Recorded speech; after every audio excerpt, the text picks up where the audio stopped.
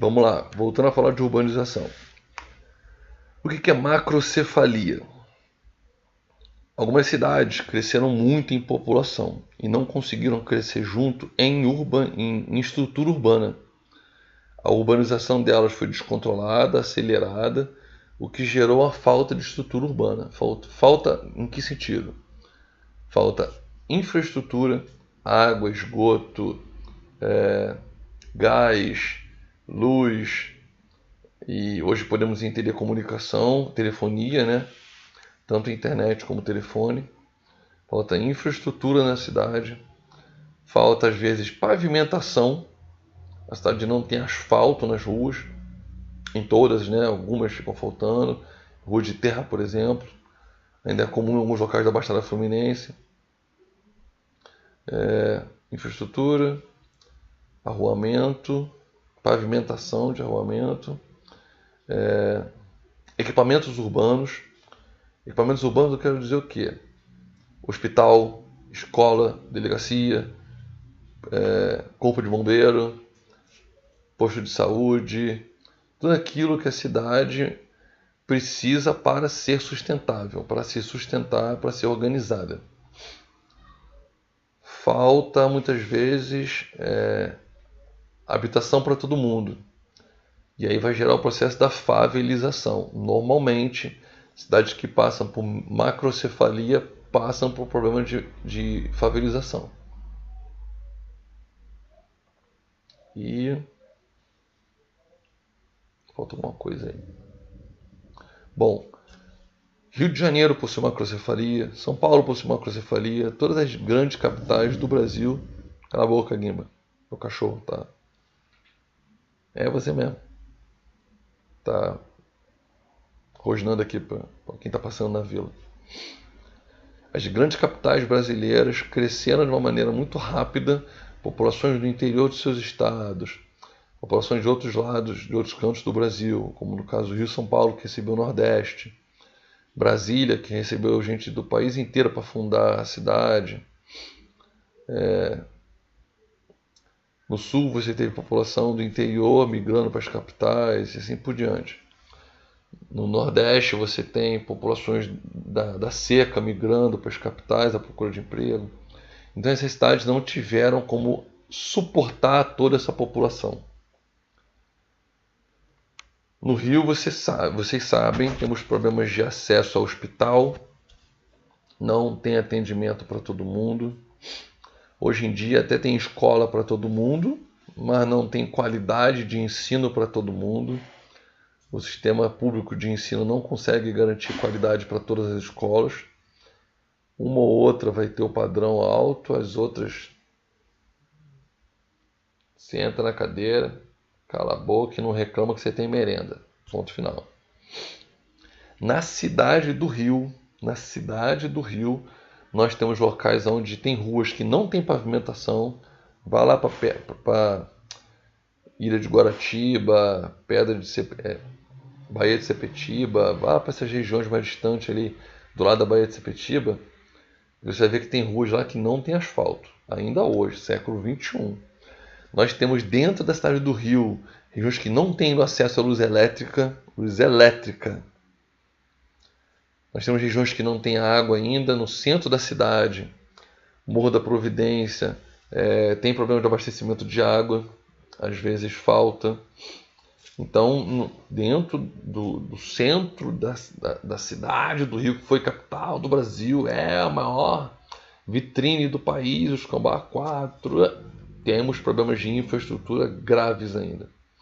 Transporte, lembrei, outro caso é transporte. Não temos acessibilidade urbana. Não adianta você ter uma cidade gigante e não conseguir conduzir a população para a cidade, o que você vai criar é trânsito. Vou lembrar um caso aqui que parece absurdo de imaginar, de tão fantástico. Belfast, capital da Irlanda do Norte. Do Norte? Fiquei confuso. Belfast zerou o uso de carros dentro da capital. Todo mundo na capital ou anda de VLT, ou metrô, ou ônibus, ou bicicleta. Acho que tem táxi também. Mas ninguém usa carro particular. A cidade fechou acesso a carros particulares. Amsterdã, na Holanda, 80% da população anda de bicicleta. O Rio, eu sou ciclista, não sei se vocês lembram, e eu não consigo chegar em São Cristóvão com facilidade, porque não tem acesso. Vou ter que pegar a 24 de maio, vou ter que pegar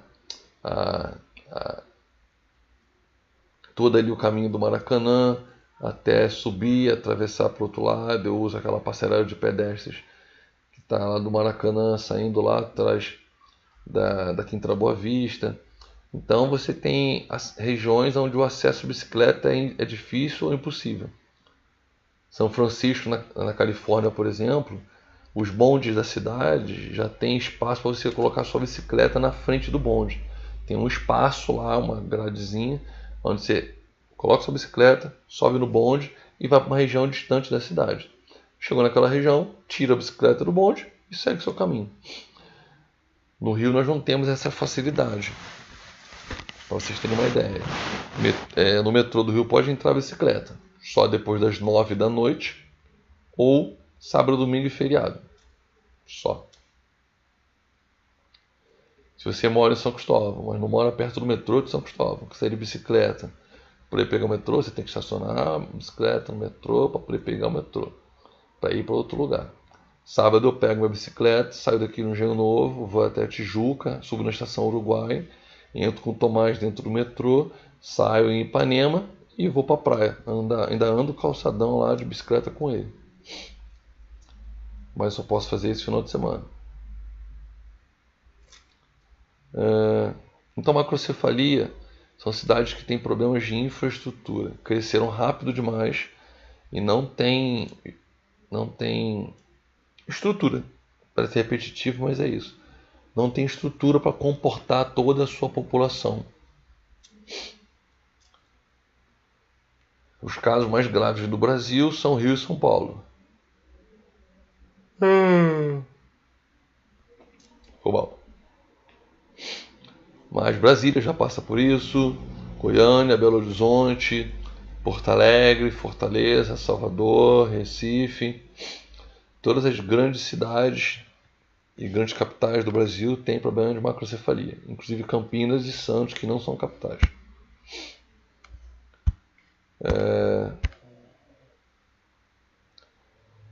Tentando, então, rede urbana. O que é rede urbana?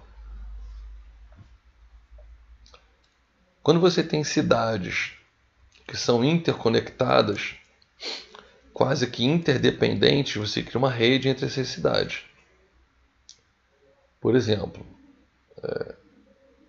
a região metropolitana do Rio de Janeiro tem sua rede urbana muito bem estabelecida. Todas as cidades conectadas nessa rede urbana estão dentro da conurbação da região metropolitana. Mas podem haver casos onde não tem uma conurbação entre as cidades conectadas. No interior de São Paulo é comum, por exemplo, você ter uma cidade de maior destaque na região, como Barretos, como Presidente Prudente. Aqui no Rio, vamos imaginar assim, você tem Petrópolis. E quem mora nas cidades ao redor de Petrópolis está ligado a Petrópolis para poder fazer suas relações que não consegue fazer na sua cidade.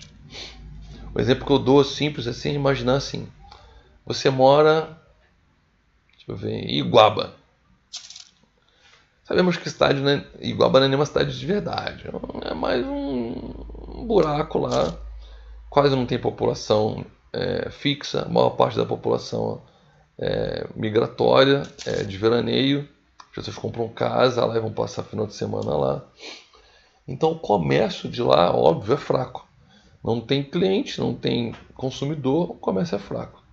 O que acontece então? Não tem todo tipo de comércio. Aí quando eu falo assim, imaginando fisicamente, fora do mundo digital. Se você quer comprar uma bicicleta de corrida que custa 14 mil reais, tem bicicleta de 14 mil reais, que é fibra de titânio, câmbio Shimano do Caçamba 4 e A bicicleta falta dar bom dia, fazer cafezinho e não sei o que. De R$ 14.000. Projeto da NASA para correr naquela prova europeia, etc e tal. Você nunca vai conseguir comprar uma bicicleta dessa em Iguaba, na loja. Não vai ter loja que venda. Aí você imagina o quê? A cidade grande, mais próxima de Iguaba, vou em Araruama. Vou em Araruama ver se eu acho alguma loja de bicicleta que venda essa bicicleta que eu quero. Aí você chega em Araruama, é uma cidade maior que Iguaba, mas também não tem população que gere um padrão de consumo desse tamanho. Eu estou falando padrão de consumo, mas pode ser vários outros padrões. E aí você vai em Araruama e não tem aquela bicicleta. O que você imagina? A maior cidade na região depois de Araruama, Cabo Frio. Você vai em Cabo Frio. Então repara, essas cidades estão conectadas entre si. A população dessas cidades transita entre elas, pois tem coisas que você não encontra em uma e você encontra em outra. Você trabalha em uma e mora em outra. Como eu tenho uma amiga que mora em Rio das Ostras e trabalha em Macaé, e assim por diante. Ou quem mora aqui no Rio e trabalha em Niterói, você tem uma conexão entre cidades. E aí você pode ter uma cidade que seja a mais atraente de todas, que seria a metrópole, ou próximo disso, e as cidades satélites, que estão conectadas nessa rede onde essa cidade principal atrai as outras. Algumas cidades têm fator de atração maior, outras fator de repulsão maior. O que é isso? Fator de atração é quando uma cidade tem maior oferta de emprego, maior oferta de produtos, comércio, de serviço, tem maior oferta de educação, mais escolas, uma universidade. Se tiver uma pública, então melhor ainda. Maior acesso de rede viária, tem um aeroportozinho pequeno, como Cabo Frio tem um aeroporto internacional em Cabo Frio. E assim por diante. Tem uma estrutura maior, tem funções urbanas muito maiores. Então ela pode ser uma espécie de metrópole. E aí essas redes vão gerar uma hierarquia, onde uma cidade é mais destacável do que outra. Numa hierarquia ascendente, você imagina Iguaba, depois Araruama, e depois Cabo Frio, depois Niterói, depois Rio de Janeiro.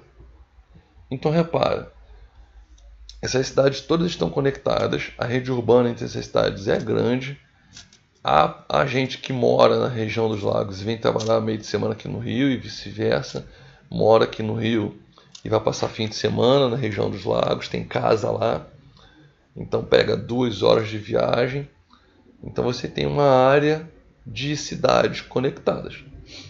E nessa conexão, nessa rede, você tem cidades com maior e menor importância. Não é que são cidades desprezíveis, não é que são cidades que não merecem atenção, mas cidades que têm infraestruturas de menor concentração. Então, na hierarquia urbana, você vai ter na escala hierarquia urbana tradicional. Você vai ter na escala a vila, que é menor que a cidade, lembram disso? A vila, a cidade local,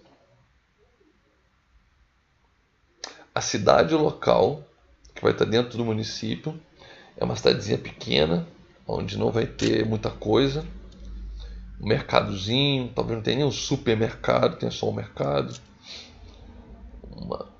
2 padarias, 6 botequins sempre tem a maior quantidade.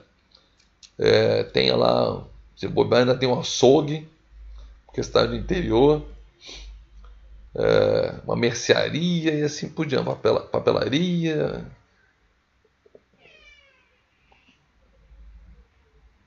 Não tem nenhuma rodoviária, vai ter um centro de parada de ônibus, uma praça central e assim por diante. Então vem vila, cidade local, Depois você vai ter cidade regional, que é uma cidade que se destaca entre as outras naquela região, como é o caso de Araruama e Cabo Frio. Depois, na ordem, deixa eu ver se eu lembro tudo. Vila, cidade local, cidade regional, centro regional, onde você vai ter uma cidade que se destaca em toda uma região, uma macro-região, como é o caso de Cabo Frio, como é o caso de Petrópolis, ou pensando um pouco maior assim, Niterói. Depois você vai ter uma metrópole local, ou uma metrópole regional, que são aquelas cidades que têm destaque nacional, mas não são as mais importantes do país. Goiânia, Cuiabá. Quem é que lembra de Cuiabá? Ninguém lembra de Cuiabá como uma cidade econômica, ninguém conhece ninguém que veio de Cuiabá, mas é uma cidade destacada dentro da sua região.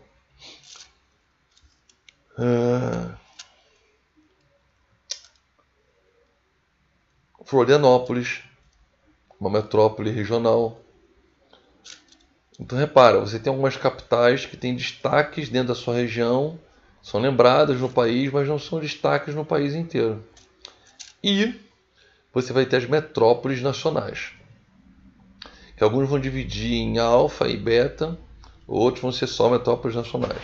Uns vão dizer que só Rio e São Paulo são metrópoles nacionais, outros vão dizer que Rio e São Paulo são metrópoles alfa, e Belo Horizonte, Brasília, Salvador, Recife, Fortaleza, Porto Alegre, Curitiba, Manaus, Belém, acho que só, seriam as metrópoles nacionais, onde Rio e São Paulo são as alfa e as outras são betas. E aí no caso do Brasil, as metrópoles nacionais alfa, né, Rio e São Paulo, são também cidades globais, ou podemos chamar até mesmo de metrópoles globais, são megacidades e estão dentro de uma megalópole e passam por macrocefalia. Tem todos esses destaques de Rio e São Paulo. Rede urbana, hierarquia urbana. Acho que o último que falta falar são os setores de economia. O que é isso? Entende-se que todas as áreas de produção de riqueza são divididas em 3 setores. Há quem diga, há alguns teóricos que dizem que são divididos em 4 setores. Vou explicar os 2. Os 3 setores básicos, que têm nomes muito difíceis, prestem atenção para não se perder. O primeiro setor é chamado setor primário. Uau! O segundo, adivinha? Aê, inteligentão você. O secundário e o terceiro, o terciário. Há quem diga que exista o quaternário. Vou chegar lá. O primário vai incluir toda a atividade de produção de matéria-prima, que vai incluir agricultura, pecuária, mineração e extrativismo como um todo. Extrativismo pode ser mineral, que inclui mineração, mas pode ser extrativismo vegetal ou extrativismo animal, lembre-se disso. Extrativismo animal é quando você tem a caça e a pesca, onde você tira um animal da natureza. Extrativismo vegetal é quando você tira a planta da natureza. Você vai na selva e começa a catar semente de não sei o que caiu no chão, coco que caiu no chão, ou você procura a árvore e tira da árvore que está na selva. Isso é extrativismo vegetal, também chamado de silvicultura. Essas 3 atividades básicas, há quem diga também que a construção civil também é incluída no setor primário. são o setor que dão a base de todos os outros setores da nossa cadeia produtiva. Então repara, no primário você tem a base da produção, a produção de matéria-prima. Matéria-prima animal, vegetal ou mineral. Tudo matéria-prima. No setor secundário é chamado setor da transformação. Habitualmente, alguns só conhecem como indústria o setor de transformação. Mas artesanato é transformação também. Mesmo que seja fazendo colar, mesmo que seja fazendo miçanga, isso é considerado setor de transformação. Pega a matéria-prima e transforma num produto consumível. É entendido então que secundário é indústria,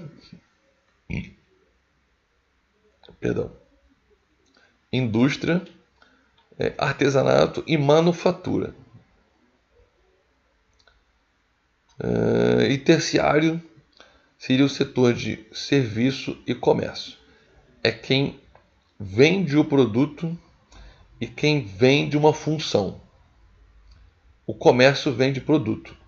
O serviço vende uma função. Qual é a diferença entre os dois? Num você paga para ganhar algo físico, de fato. O outro você paga para que alguém faça algo para você. Nesse entendimento, vamos lembrar assim, educação é serviço. Vocês pagam, quer dizer, os pais de vocês pagam a escola para que professores ensinem a vocês, façam um serviço de educar, de ensinar conteúdo para vocês.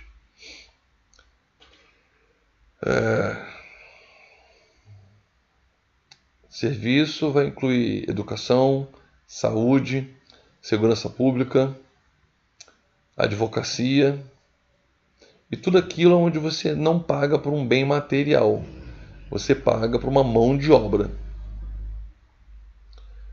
Já no comércio, você paga por um produto. Você dá um dinheiro, ou débito, crédito, sei lá o que, e você ganha um produto em troca. E aí vou lembrar assim, ó, farmácia, comércio. O entregador da farmácia, serviço. Pizzaria, comércio. O entregador de pizza, serviço. Entende a diferença? A farmácia e a pizzaria vendem um produto para você. E você vai lá e compra. Se você quiser que te entreguem em casa, você já pede o serviço de entrega. Tanto que, não sei se vocês sabem, toda farmácia e pizzaria, farmácia sim, pizzaria nem todas. Farmácia já inclui no valor do remédio o valor da entrega. Ou você acha que o moleque vem de graça na sua casa? Está embutido ali naquele valor de cada produto o valor que vai ser pago, o salário do entregador. Porque o produto que é entregue e o produto que você compra na loja, na farmácia, é o mesmo valor. Já reparou isso? Você não paga mais barato por estar indo lá comprar. É a mesma coisa. Então o produto já tem um preço embutido. Para quem vai receber em casa e para quem não for, paga para quem vai receber. Ponto final. Então os setores de economia classicamente são 3. O quarto setor, que é o setor considerado de produção intelectual, vai incluir uma área acadêmica, uma área de pesquisa e uma área de internet. YouTuber, por exemplo. O cara pode estar ali simplesmente para te dar informação. Ou até dar um entretenimento. Mas você não paga por esse produto, por exemplo. Já reparou isso? Você tem um produto que você não paga. Quando você estuda, você pega uma universidade, por exemplo. Uma universidade gratuita, ela disponibiliza o conhecimento para você. Um professor, uma universidade em si, alguns consideram como setor quaternário. Alguns. E aqueles mais moderados, digamos assim, vai incluir como setor quaternário empresas de pesquisa, empresas de tecnologia e projetos universitários como setor quaternário, que são trabalhadores que não necessariamente geram produto, não necessariamente geram dinheiro, geram capital, mas que geram projetos que podem vir a serem lucrativos. O cara, quando constrói um programa, ele não sabe se o programa vai dar certo, não sabe se o programa vai ser vendável, não sabe se o programa vai ser utilizado. Ele constrói, ponto. E aí depois ele tem a sorte ou não de ganhar dinheiro com isso. Então o setor quaternário para alguns é o setor que seria o de produção de conhecimento. Conhecimento e informação. E eu acabei esquecendo uma coisa. Quando eu falei de hierarquia urbana, a hierarquia urbana clássica é aquela onde você segue a linha ascendente ou descendente da cidade até a metrópole nacional. Então você, como consumidor, por exemplo, se mora na cidade local, você tem que ir se deslocar fisicamente até a cidade que seja acima para encontrar o que você quer. Na era digital, isso muda radicalmente. Vou dar um exemplo que eu não sei se todo mundo conhece. Existe um cara, um youtuber, que eu estou estudando ele, que o moleque é um fenômeno, tem 22 anos de idade, eu acho, chamado Whindersson Nunes. Ele é de uma cidadezinha lá do Fiofó, do Piauí. Hoje tem 7 milhões de inscritos no YouTube. E, cara, ele chega onde ele quiser. Ele não precisa se deslocar fisicamente para chegar em São Paulo. Claro que para ele fazer os shows que ele está fazendo, ele vai fisicamente. Mas todo mundo assiste ele em qualquer local do Brasil pela internet. Você pode ir em qualquer local do Brasil, tendo acesso à internet, comprar qualquer produto. Você vai na americana.com, netshoes.com, walmart.com, Submarinos, Cambá 4 e compra o produto de qualquer lugar do Brasil. Você não tem mais que respeitar, que seguir essa ascendência em linha reta. Você pode agora passar de uma área para outra direta, sem parar numa entre vocês. Você pode pular da cidade local direto para a metrópole nacional. Galera, eu acho que eu falei de tudo. Pelo menos o que Larissa me passou. Se faltou alguma coisa, bate nela. Bate, filma e manda o vídeo, tá? Então eu falei de sítios e meios, urbano, rural e natural.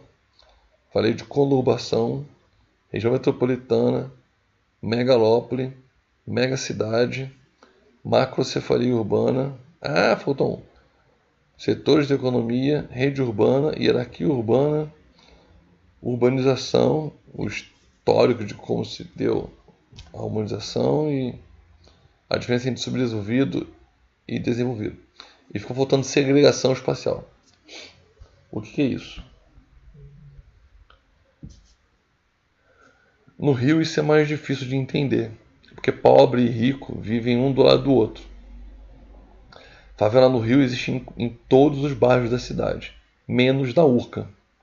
Porque na Urca tem um pão de açúcar atrás, e no pão de açúcar não dá para construir ocupação ali.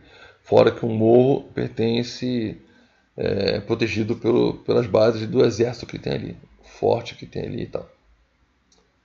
Então toda a cidade no Rio tem favela. Pobre e rico, às vezes, consomem na mesma padaria, no mesmo supermercado. Frequentam a mesma praia. Podem pegar até o mesmo ponto de táxi e assim por diante. Mas nós temos segregação espacial no Rio de Janeiro. Em São Paulo é mais visível. Você vai ter o núcleo São Paulo e depois do núcleo você tem a chamada periferia, onde estão os bairros pobres da cidade. Na periferia você vai ter população de baixa renda, população com problemas de infraestrutura habitacional e assim por diante. Como eu falei, a favelização. Desculpa aí. Mas no Rio, por exemplo, a segregação, você vai ter as favelas contendo ou abrigando a população mais carente, mais pobre, mais necessitada. E no mesmo bairro você vai ter uma favela, onde você vai ter um hospital de excelente qualidade e um posto de saúde vagabundo. Você vai ter uma padaria onde o quilo do pão custa R$ 20 e na outra o quilo do pão custa R$ 10. E adivinha, aquela de R$ 20 é feita para não ter pobre, óbvio. É feita para ter lucro e não misturar as coisas. Você cria ambiente, você cria situações, até mesmo um arranjo urbanístico, onde faz uma divisão entre pobre e rico. No Rio nós temos a divisão clássica Zona Norte e Zona Sul, onde o padrão de vida e a renda é muito maior na Zona Sul do que na Zona Norte. Claro que há ricos na Zona Norte, claro que há pobres na Zona Sul, mas a quantidade de ricos na Zona Sul é maior do que a quantidade de ricos na Zona Norte. Entendeu? Segregação espacial é quando você cria divisões urbanas entre pobres e ricos. Favelas e bairros ricos, bairros onde você tem proteção enorme da polícia e outros onde você não tem quase nada. Eu ouvi uma vez que metade da concentração dos policiais do município do Rio de Janeiro está só na Zona Sul e a outra metade tem que defender Zona Norte, Zona Oeste, Leopoldina. Entende a diferença? Há uma segregação aí. As forças de segurança pública só protegem em melhor qualidade uma parte da população. A outra, que é a mais pobre, fica desatendida. É o caso do BRT. O BRT que passa pela Barra está todo certinho, bonitinho, todo acabado. O BRT em Ramos tem passarela que foi destruída e não foi reconstruída. Tem áreas que foram onde o BRT passou por cima e não foram recuperadas ou devolvidas como áreas de lazer da população. E assim por diante. Segregação é quando você, dentro da área urbana, você divide espaços para pobres e ricos. Entendeu?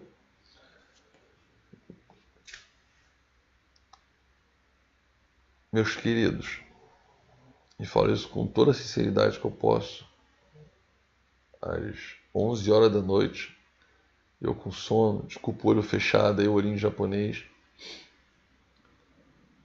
Qualquer dúvida me procura no Facebook. Qualquer dúvida eu estou aqui para ajudar vocês. Valeu? Espero que eu tenha contribuído com vocês. Estudem. Um abraço para todos. Sinto muita falta de todos. E apesar de não ser mais o professor de vocês, vocês ainda moram no meu coração. Ai, que brega. Valeu? Grande beijo, meus queridos. Adoro vocês.